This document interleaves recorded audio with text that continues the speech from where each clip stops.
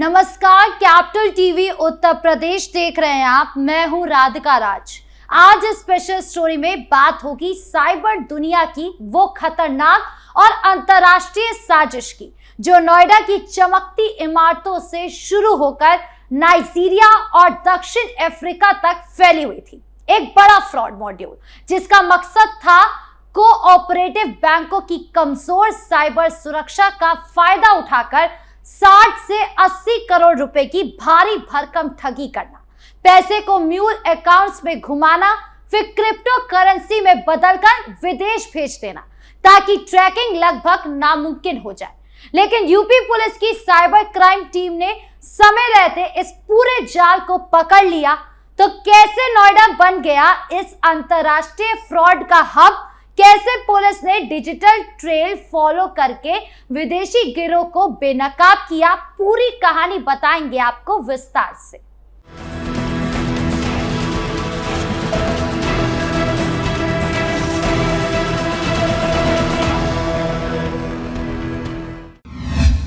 Cyber fraud की अंतरराष्ट्रीय साजिश। साइबर क्राइम टीम को खुफिया सूचना मिली कि एक बड़ा अंतरराष्ट्रीय साइबर फ्रॉड मॉड्यूल नोएडा में सक्रिय है। ये गिरोह सोलर स्पाइडर नाम के ग्लोबल साइबर थ्रेट ग्रुप से जुड़ा हुआ था, जो दुनिया भर के कई देशों में फाइनेंशियल संस्थानों पर हमले करता था।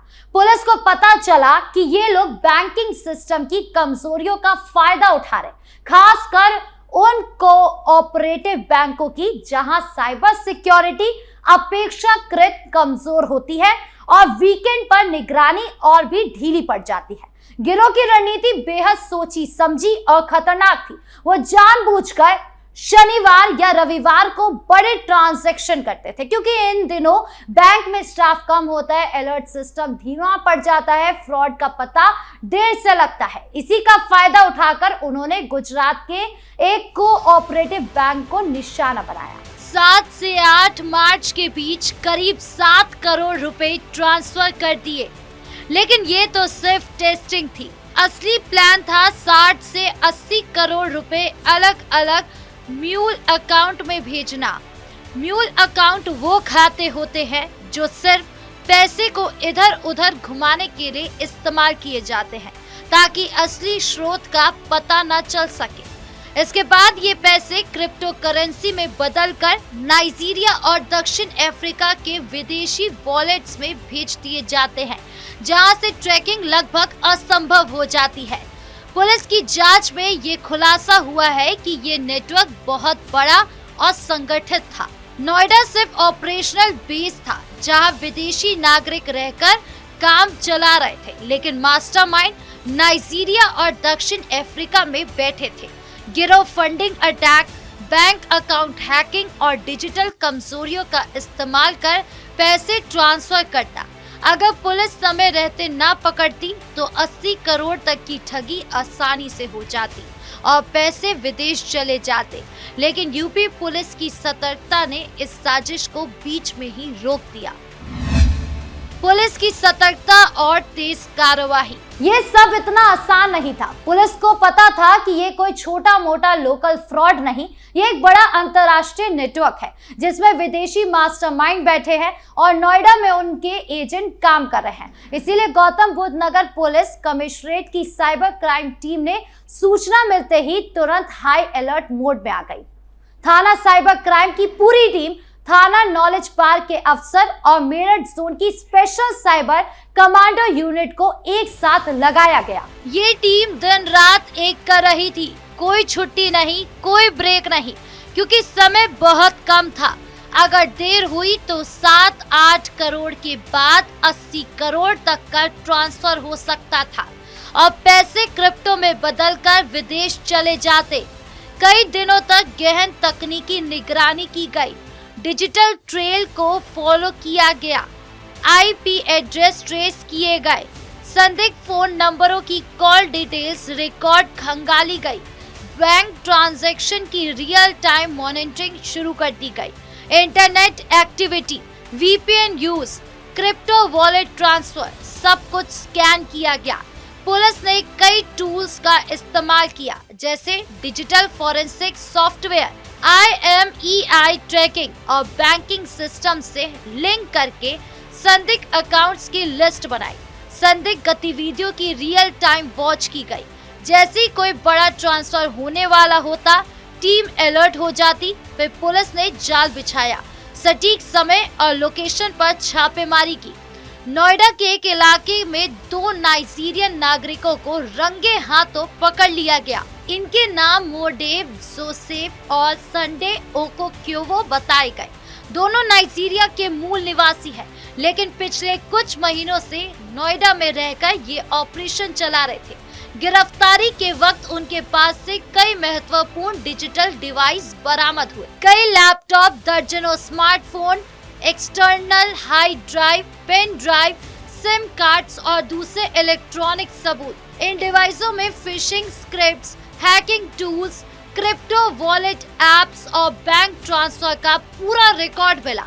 इनकी फॉरेंसिक जांच अब तेजी से चल रही है। पुलिस को उम्मीद है कि इनसे पूरे अंतर्राष्ट्रीय नेटवर्क की कई परतें खुलेगी और भी नाम और भी लोकेशन सामने आएंगे। DCP cyber crime Shaivya Goyal ने प्रेस में बात करते हुए बताया कि ये गिरोह 16 स्पाइडर नाम के ग्लोबल साइबर थ्रेट ग्रुप से जुड़ा हुआ था। हमने सूचना मिलते ही बहुत तेज कार्रवाई की। अगर थोड़ी भी देर होती तो 60 से 80 करोड़ की ठगी हो जाती। अब हम क्रिप्टो वॉलेट्स की ट्रैकिंग, अंतर्राष्ट्रीय ट्रांसफर की जांच और पूरे नेटवर्क को बेनकाब करने में जुटे हैं। यह हमारी टीम की मेहनत और तकनीकी क्षमता का नतीजा है।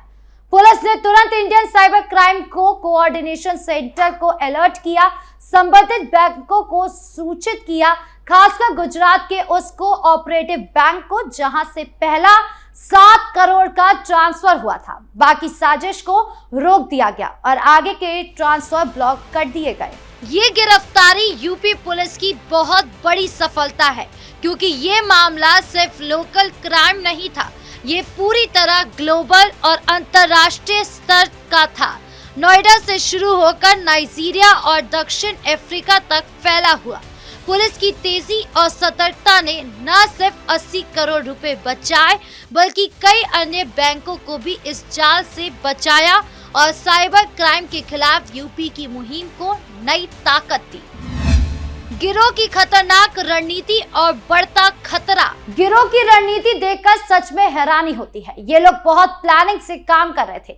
वो जानबूझकर कोऑपरेटिव बैंकों को निशाना बनाते, क्योंकि इन बैंकों में साइबर सुरक्षा अपेक्षाकृत कमजोर होती। बड़े बैंकों की तुलना में यहाँ फायरवॉल, एंटी मेलवेयर और रियल टाइम मॉनिटरिंग कम सख्त होती है।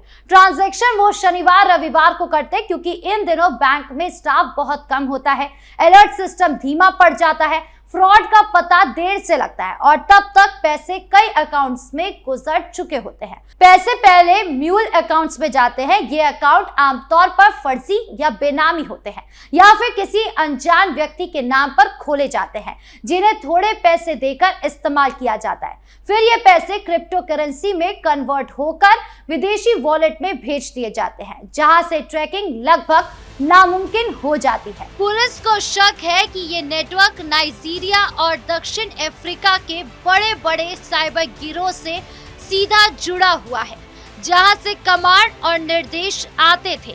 नोएडा सिर्फ उनका फ्रंट था, जहां विदेशी नागरिक रहकर ऑपरेशन चलाते थे, स्थानीय स्तर पर कोऑर्डिनेशन करते थे। गिरफ्तार आरोपियों से पूछताछ में और भी नाम सामने आ सकते हैं। पुलिस को लगता है कि भारत में कई ऐसे म्यूल अकाउंट्स इस्तेमाल होंगे जो लोकल लोगों के नाम पर थे, लेकिन अनजाने में या थोड़े पैसे के लालच में फंस गए होंगे। ऐसे लोगों को भी जांच में शामिल किया जा सकता है, ताकि आगे ऐसे गिरोह को रोकने के लिए सिस्टम मजबूत हो। इस मामले के बाद पुलिस ने पूरे उत्तर प्रदेश के सभी कोऑपरेटिव बैंकों को तुरंत एडवाइजरी जारी कर दी है। कहा कि साइबर सिक्योरिटी तुरंत मजबूत करे, रेगुलर सिक्योरिटी ऑडिट कराए, वीकेंड पर ट्रांजैक्शन मॉनिटरिंग बढ़ाए, खामियों को तुरंत ठीक करे, मल्टी फैक्टर ऑथेंटिकेशन अनिवार्य करे और संदिग्ध ट्रांजैक्शन पर तुरंत अलर्ट सिस्टम लगाए। ये एडवाइजरी सिर्फ नोएडा तक सीमित नहीं रही, पूरे प्रदेश के हर जिले में भेजी गई है ताकि ऐसी घटनाएं दोबारा ना हो और बैंकिंग सिस्टम सुरक्षित रहे। तो ये थी नोएडा से नाइजीरिया तक 80 करोड़ फ्रॉड की पूरी स्पेशल स्टोरी, जहां पुलिस ने समय रहते जाल तोड़ा, कानून जीता और यूपी में साइबर सुरक्षा को नई मजबूती दी। क्या ऐसे अंतरराष्ट्रीय गिरोह और बढ़ेंगे? क्या पुलिस की मुहिम से रुकेंगे? क्या बैंकों को और ज्यादा सख्त होना चाहिए? क्या आम लोग अब ज्यादा सावधान होंगे? ये सब समय बताएगा। आपकी इस पूरे मामले को लेकर क्या राय है, कमेंट बॉक्स में जरूर बताएं। धन्यवाद।